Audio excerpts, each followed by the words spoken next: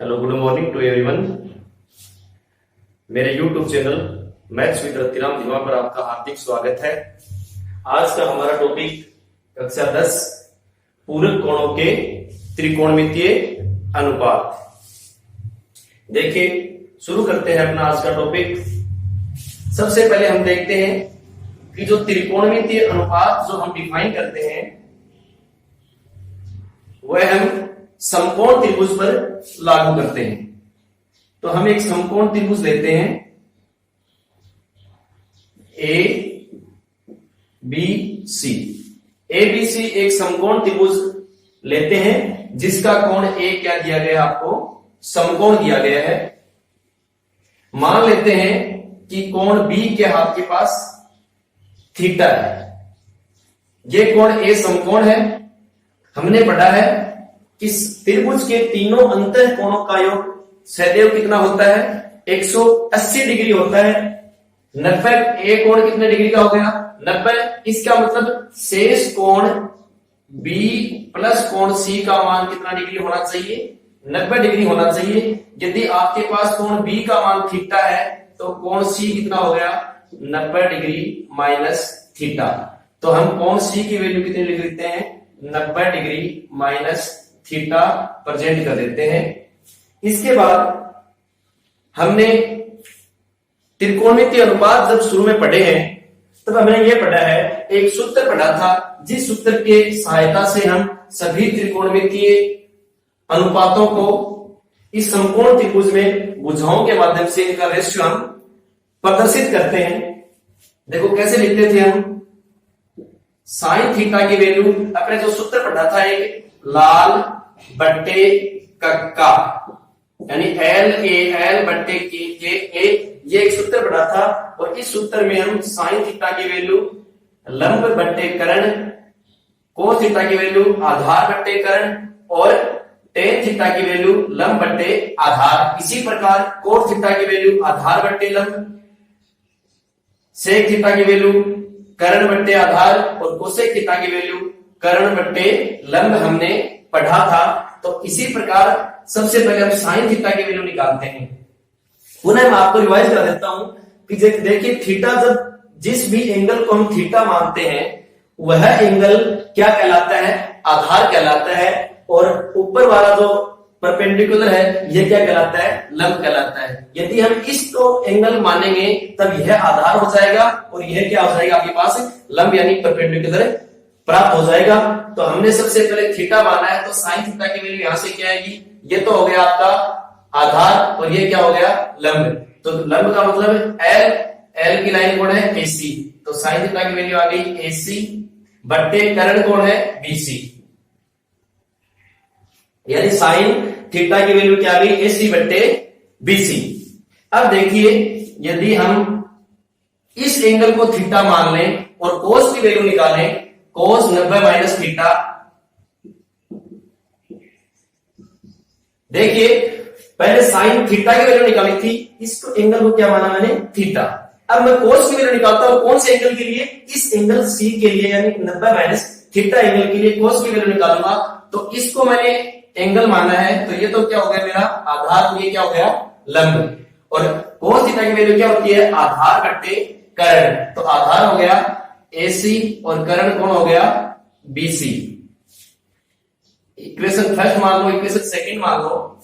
एक बार देखिए इसकी राइट हैंड साइड और इसकी राइट हैंड साइड यानी साइन थीटा की वैल्यू और कोस 90 माइनस थीटा दोनों की वैल्यू क्या है, सेम प्राप्त हो रही है। तो यहां से क्या आ जाएगा, कोस 90 माइनस थीटा की वैल्यू क्या आ जाएगी, साइन थीटा प्राप्त हो जाएगी। यानी कोस के साथ यदि 90 माइनस थीटा हो जाता है यानी पूरक कोण, यदि पूरक कोण कौन से होते हैं, जिन कोणों का योग, दो कोणों का योग 90 डिग्री होता है, ऐसे कोण पूरक कोण कहलाते हैं। तो यदि मैं कोस के साथ 90 में से थीटा माइनस कर रहा हूं तो इसका आंसर किसके इक्वल टू आ रहा है, साइन थीटा के इक्वल टू इसका आंसर प्राप्त हो रहा है। तो जिस प्रकार से मैंने ये एंगल निकाले हैं इसी प्रकार से आप सभी एंगल का मान निकाल सकते हैं। और इन सभी एंगल का मान कैसे होता है, कोस चेंज होता है, इंटरचेंज होता है साइन में, और साइन इंटरचेंज होता है कोस में। इसी प्रकार टेन 90 माइनस थीटा क्या होगा, कोट थीटा, और कोट 90 माइनस आपस में इंटरचेंज हो जाएंगे।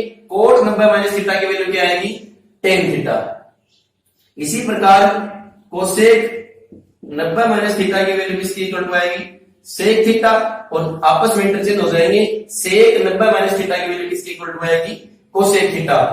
अगर लिखना चाहो तो देखिए साइन 90 माइनस थीटा की वैल्यू आएगी cos theta, coat 90 minus theta की वैल्यू आएगी टेन थीटा, और सेक 90 माइनस थीटा की वैल्यू आएगी cosec theta.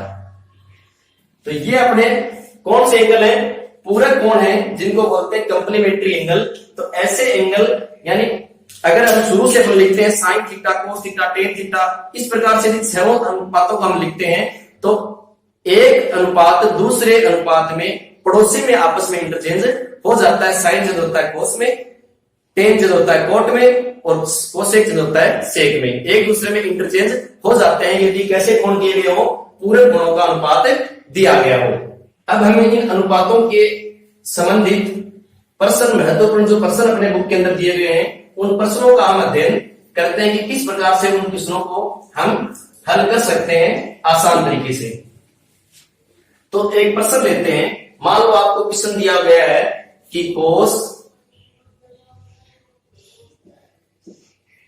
37 degree upon sine 53 degree, ये आपको एक क्वेश्चन दिया गया है। साथ में एक क्वेश्चन और कर लेते हैं साथ में, cosec 31 degree upon sec 59 degree. ये इस प्रकार के क्वेश्चन, शॉर्ट क्वेश्चन एक एक नंबर के बोर्ड में पूछे जाते हैं। तो ऐसे क्वेश्चन को हम किस प्रकार से हल करेंगे, देखिए आपको जो क्वेश्चन ऐसे एंगल यहां पर दिए हुए मिलेंगे जिनका मान आपको त्रिकोणमितीय अनुपातों के जो मान ज्ञात करने की सारणी आपने सीखी है, उस सारणी में यानी 0, 30, 60, 90, 45 जिन एंगल्स के आपने मान याद कर रखे हैं, ऐसे एंगल्स आपको यहां पर नहीं मिलेंगे।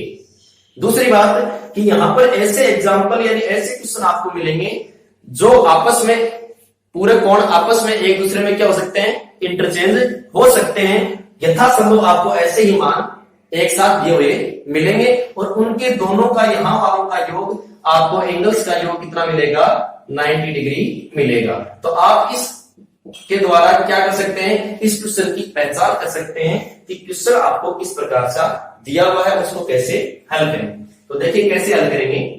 यदि आपको साइन और कोस साथ दिए हुए हैं और एंगल का सम यानी जोड़ 90 डिग्री प्राप्त हो रहा है, तो आप किसी भी एक एंगल को इसके पूरक एंगल में चेंज कर दीजिए। अब पूरक एंगल में चेंज किस प्रकार करेंगे, देखिए आपको क्या लिखना है, यहां पर कोस का कोस ही लिखना है। एक बार कोस को साइन नहीं बनाना है, कोस का कोस ही लिखना है, और यहां पर आपको लिखना है 90 डिग्री। क्या लिखना है यहां पर आपको, यहां पर ये 37 डिग्री दे रखा है, ये नहीं लिखना, आपको लिखना है 90 डिग्री, और 90 में से नीचे वाला जो एंगल है ये माइनस करना है। ऊपर वाला 37 डिग्री नहीं, नीचे वाला जो एंगल दिया है ये आपको क्या करना है, माइनस करना है। फिर एक बार आप माइनस करके देख लें कि 90 में से 53 घटाते हैं तो क्या बचना चाहिए, 37 डिग्री ही बचना चाहिए। पूरा देख लें एक बार कि कोस की जगह कोस ही लिखना है, 37 डिग्री नहीं लिख करके आपको क्या लिखना है, 90 माइनस नीचे वाला एंगल लिखना है 53। आंसर इसका क्या आना चाहिए, कोस 37 ही आना चाहिए, और बाकी नीचे वाले एंगल को आप ऐसे कैसा लिख दीजिए।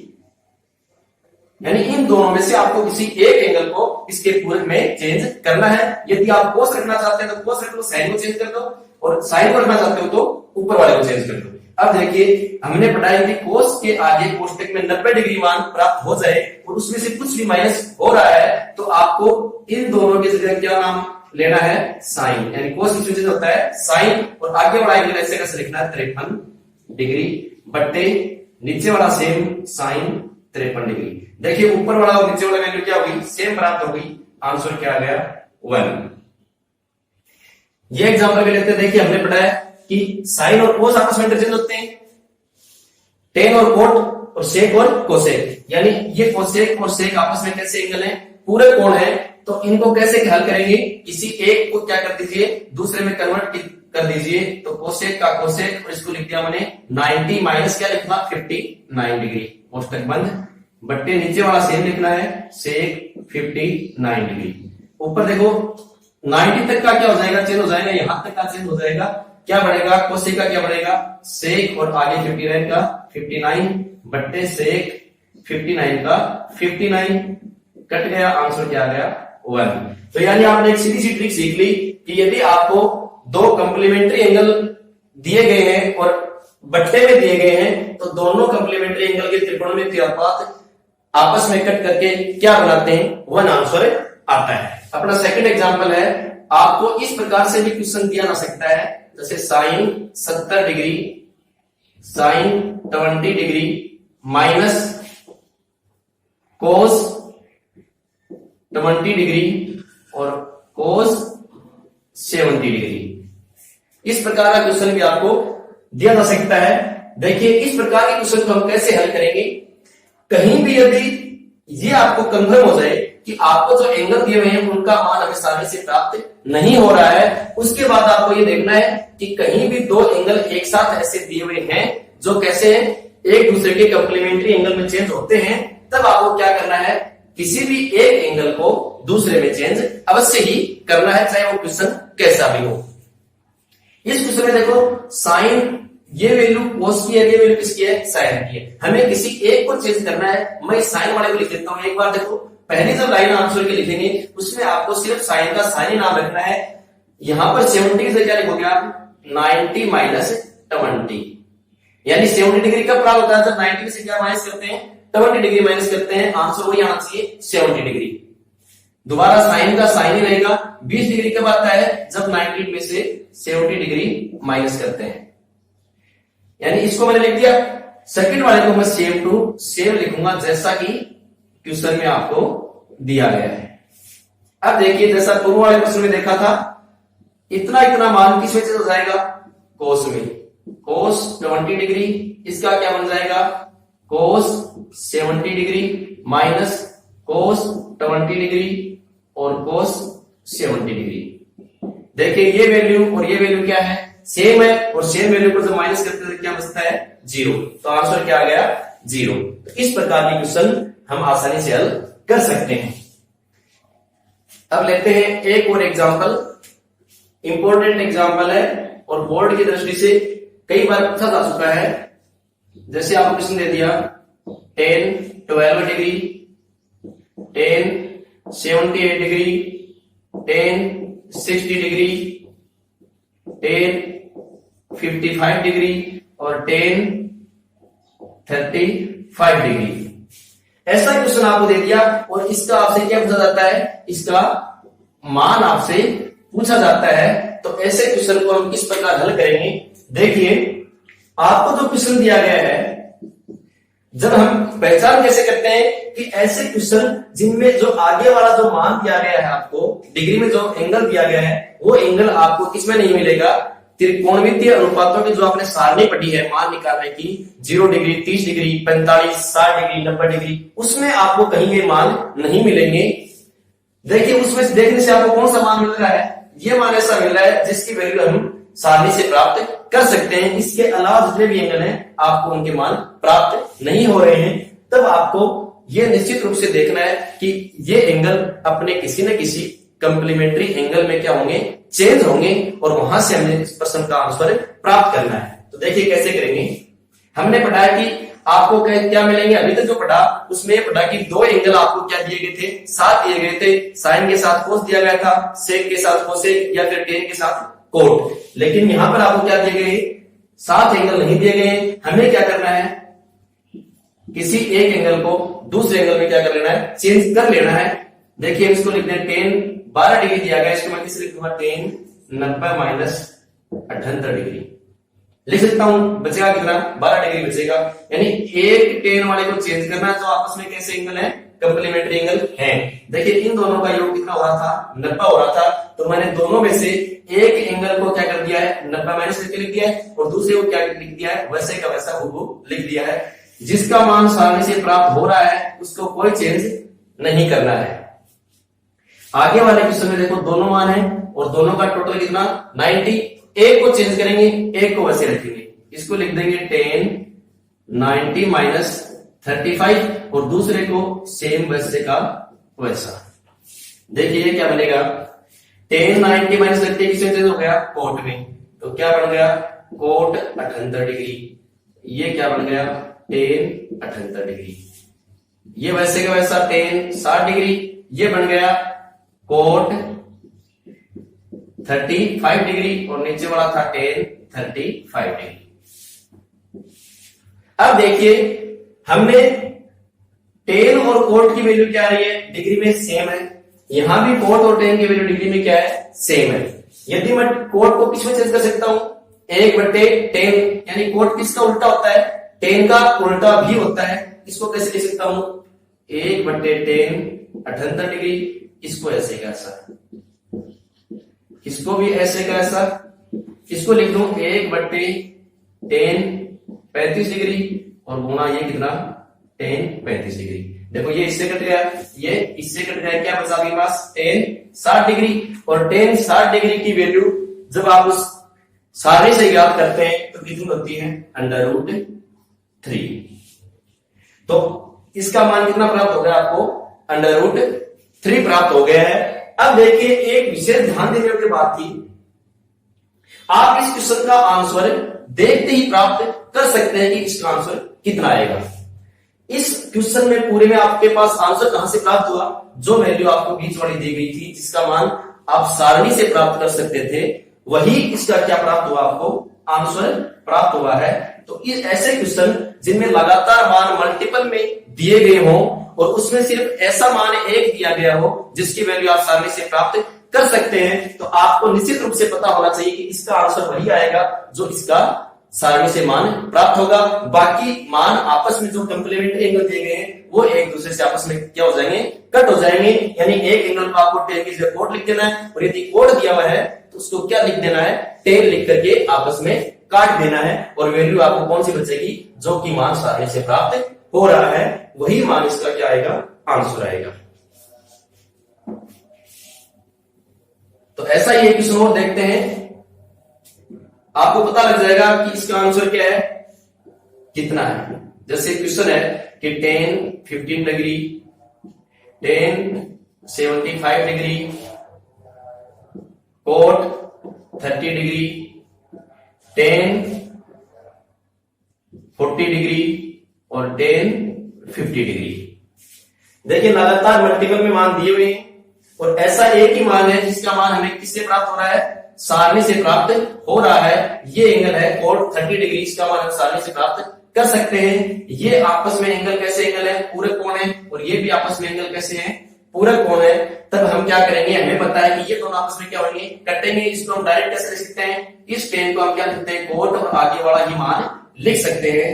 और इसको tan 75 डिग्री, कोट 30 डिग्री, इसको tan को क्या लिख दूं मैं, कोट और कितना 50 डिग्री और ये tan 50 डिग्री। हमें पता है tan और कोट आपस में क्या होते हैं, इनका मल्टीपल कितना होता है, अगर वैल्यू सेम हो तो मल्टीपल कितना होता है 1। तो ये कट गए, ये आपस में कट गए, क्या बचा कोट 30 डिग्री और कोट 30 डिग्री की वैल्यू हम कितना लिख देंगे, कोट 30 डिग्री की वैल्यू कितनी होती है, √3। तो यानी ऐसे क्वेश्चन का हमें आसानी से हल प्राप्त कर सकते हैं। अब हम एक ऐसा क्वेश्चन पढ़ते हैं जो यथासंभव हर बार लगभग पिछले कुछ सालों से, चाहे वो सीबीएसई बोर्ड हो, चाहे माध्यमिक शिक्षा बोर्ड राजस्थान हो, सभी में वो क्वेश्चन हर साल या एक साल छोड़ करके एक साल अवश्य ही पूछा जाता रहा है। 3 नंबर का क्वेश्चन पूछा जाता है। तो ऐसा क्वेश्चन कौन सा है उसको हम देखते हैं। आपको दिया होगा क्वेश्चन, कैसे दिया होगा, ऐसे दिया होगा कि यदि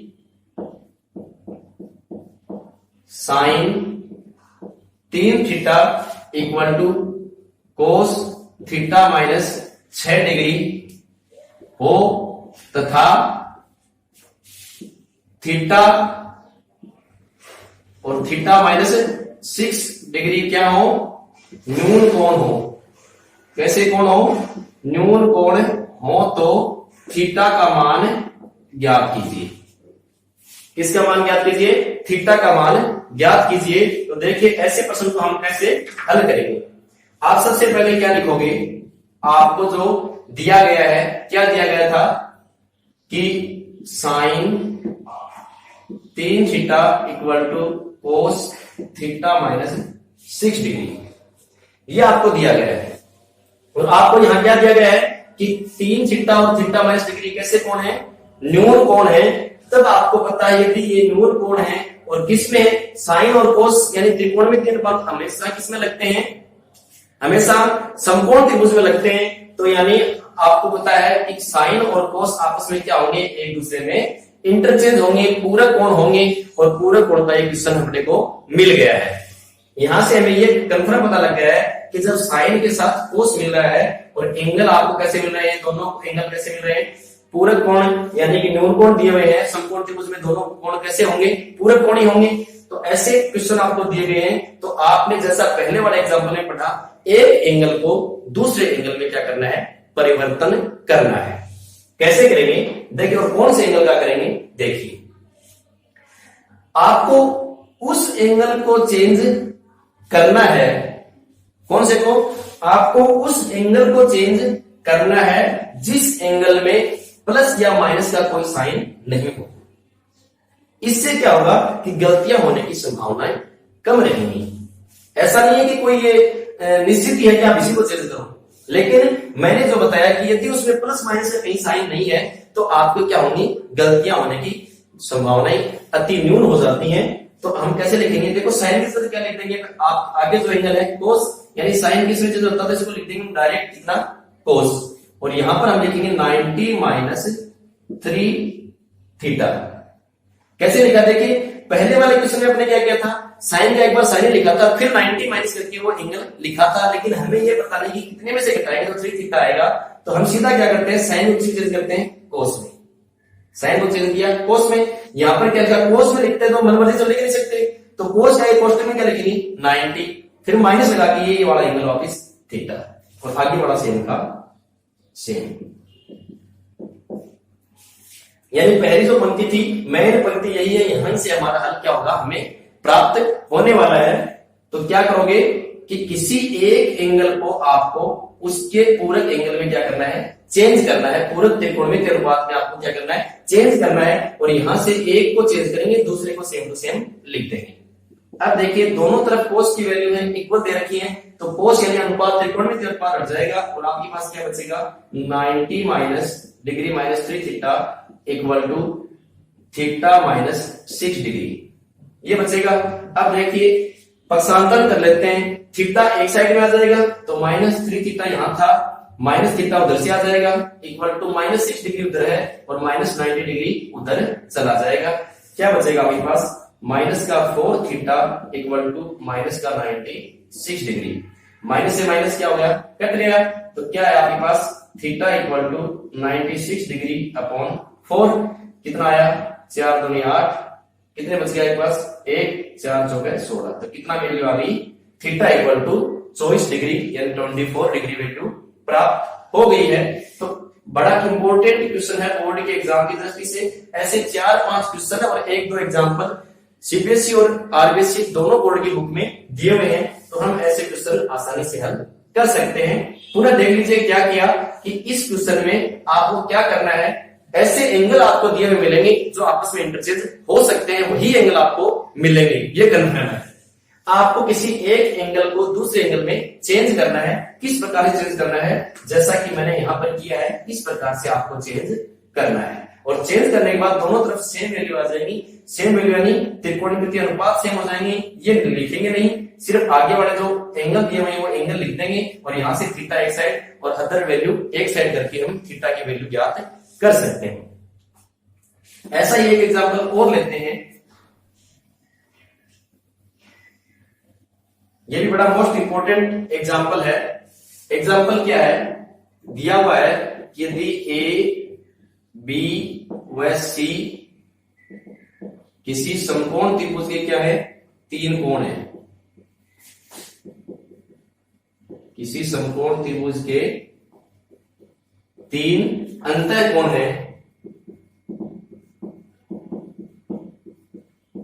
तो सिद्ध कीजिए कि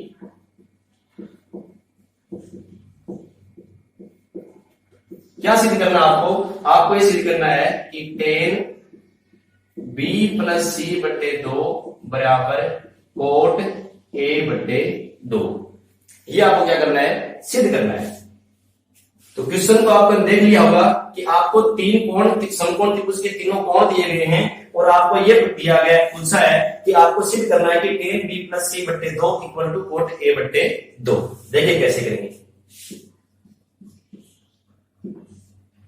देखिए क्वेश्चन को हम दो प्रकार से हल कर सकते हैं। जो आसान तरीका है वो सबसे पहले हम देखते हैं। आपको दिया क्या गया है, आपको दिया गया है कि ए बी और सी क्या है, किसी समकोण त्रिभुज के तीनों कैसे हैं, अंतःकोण है। अब आपको पता है जब त्रिभुज समकोण है तो इसके अंदर हम कैसे त्रिकोणमितीय अनुपात लागू कर सकते हैं।